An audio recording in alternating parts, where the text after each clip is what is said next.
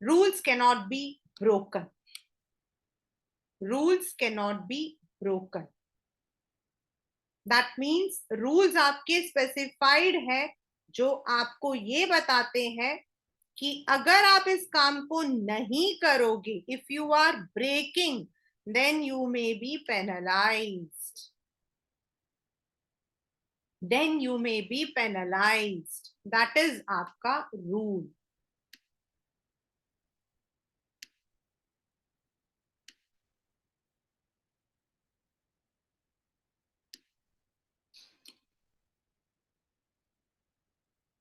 Any, they do not allow any discretion or any flexibility.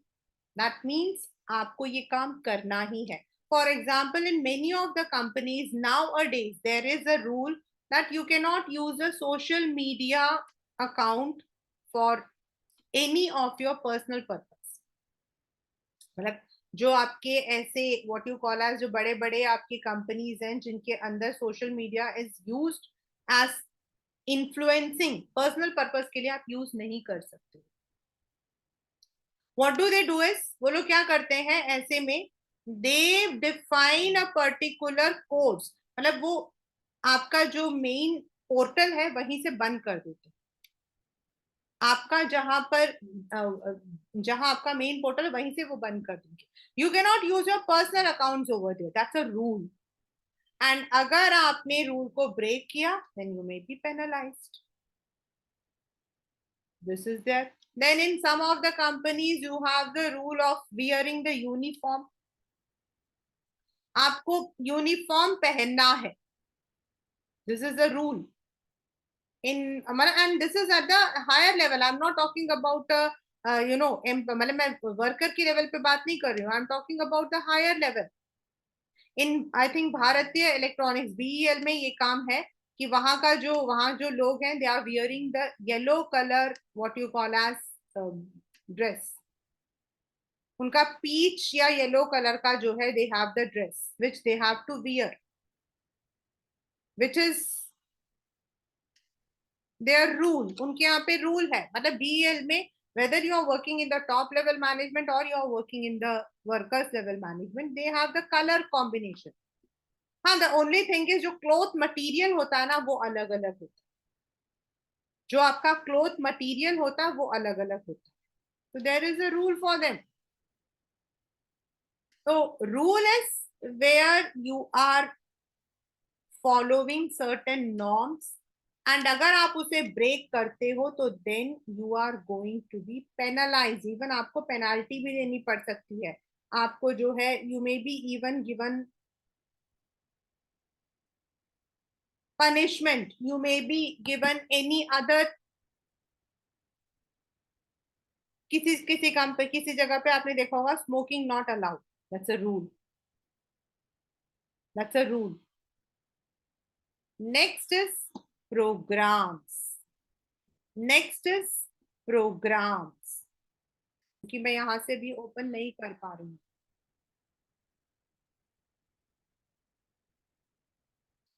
The next is programme. Programme क्या है already हम कर चुके हैं. प्रोग्राम इज जितने हमने किए थे अभी तक. मतलब अब फॉर एग्जाम्पल आपके स्कूल के अंदर एक फंक्शन, आपके स्कूल के अंदर एक फंक्शन है.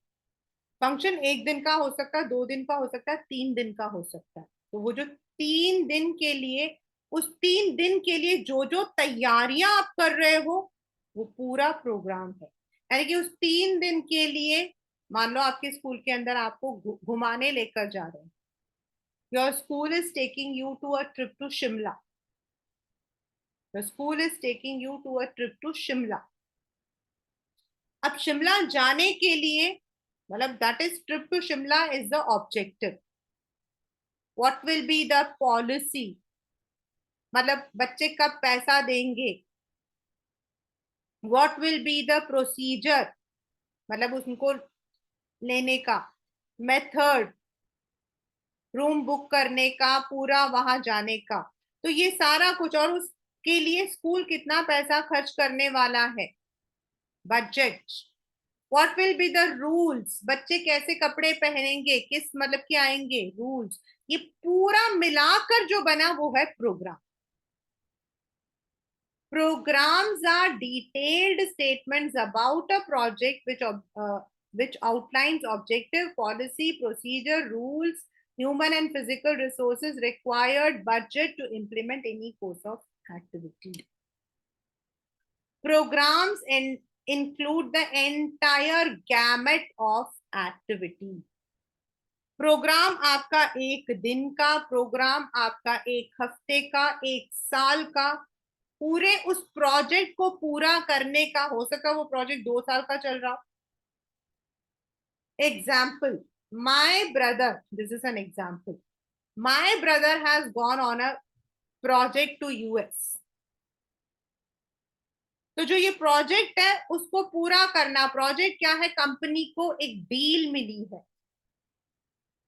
They have to develop a software. मेरी कंपनी सॉफ्टवेयर को डेवलप करती है, तो मेरी कंपनी को डील मिला है टू डेवलप दैट सॉफ्टवेयर, तो वो मेरा प्रोजेक्ट है. तो अब उस प्रोजेक्ट को मेरी कंपनी कैसे पूरा करेगी, what will be the objective, what will be the strategy, policy, budget, उस प्रोजेक्ट को पूरा करने के लिए मुझे क्या क्या जरूरत है, किस किस को मुझे कहाँ भेजना है, ये पूरा मिलाकर मेरा बन गया एक programme. So it can be for one day, it can be for a week, it can be for months, it can be for year also. Next is budget. A budget is a statement of expected result expressed in numerical terms. ये budget के लिए हमेशा याद रखना, this is the last one. Budget आपका होता है numerical terms में. आपके एक मंथ का बजट क्या है, आपके एक साल का बजट क्या है, आपको कितने वर्कर्स चाहिए बजट लगाना, मतलब आपका जो है प्रोडक्शन पीरियड है, 2 पीरियड होंगे. एक जब आपका प्रोडक्शन पीक पर होता है और एक नॉर्मल प्रोडक्शन, तो आपको कितने वर्कर्स की जरूरत पड़ेगी. तो बजट मींस एक अंदाजा, बजट मींस एक अंदाजा. आपकी कंपनी को स्टेशनरी चाहिए, पूरे साल का हम स्टेशनरी रखते हैं. So for example when I मतलब कि हैड माय इंस्टीट्यूट देयर, तो मैं क्या करती थी, स्टेशनरी लेकर रखती थी.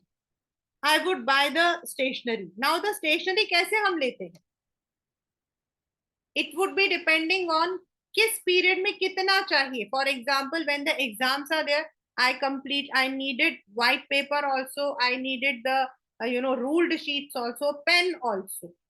बट एक जनरल में जैसे अप्रैल मई जून जुलाई तक मुझे ऐसे की कोई जरूरत नहीं पड़ती थी. Only when I am completing a chapter I would be giving the notes.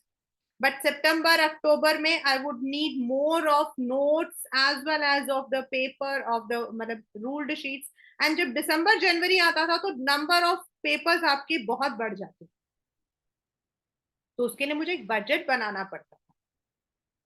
That is budget. Since budget represents in numbers, it becomes easier to compare actual performance, actual figures with expected figures and correct it. मतलब ये एक तरह से control है. भाई मैंने budget डाला हुआ है कि मैं इसमें सिर्फ 1,000 रुपए खर्च करूंगी, 1,000 की जगह 1,500 रुपए हो गए, तो आई वुड टेक केयर कि 500 मेरा एक्स्ट्रा क्यों हुआ है. Wherever there is any event, any function, any company में कुछ भी होता है, वहां हम बजट डालते हैं. कंपनी का ओवरऑल बजट, एचआर का बजट, प्रोडक्शन का बजट, सबके लिए बजट चाहते हैं. कैश बजट मतलब वो जो आपके कैश टूल्स है. देन देयर माइट बी, भाई आपका नेट कैश कितना रहेगा, यानी इनफ्लो माइनस आउटफ्लो, सरप्लस और deficiency. That means a business has to go through many things together. It has to go through many things together. यानी उसको जो है एक कंपनी को चलाने के लिए it would be requiring number of things which it has to plan in advance.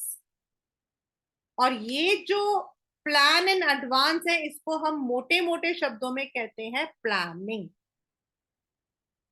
और प्लानिंग हमारा जो है that will be comprising of many types. कुछ जो एक बार यूज होंगे दोबारा नहीं, कुछ जो बार बार यूज होंगे। We need to set up an objective, यानी कि उसे भी प्लान कर रहे, मतलब that is also a plan, आगे सोचना।